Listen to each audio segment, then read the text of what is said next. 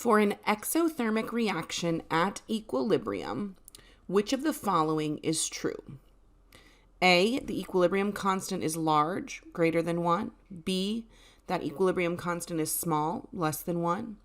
The equilibrium constant will increase if the temperature of the reaction is increased. Or D, the equilibrium constant will increase if the temperature of the reaction is decreased.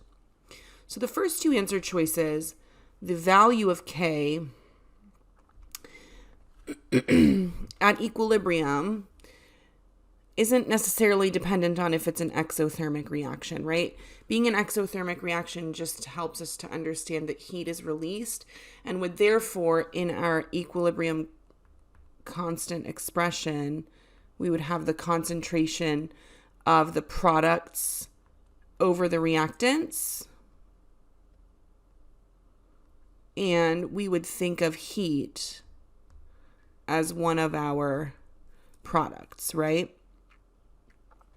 So we wouldn't know whether the top or the bottom of this fraction was larger at equilibrium. So we can eliminate answer choices A and B. Now, we talked earlier in the presentation about how the value of the equilibrium constant is only valid at a given temperature. So if we change the temperature, in this case, it says in answer choice C, the temperature is increased, and in answer choice D, the temperature is decreased. We need to think about what will be the effect on the equilibrium constant K. And we'd said earlier that it depends on whether the reaction is endothermic or exothermic. So being that it's exothermic, we can think of heat as our product, right?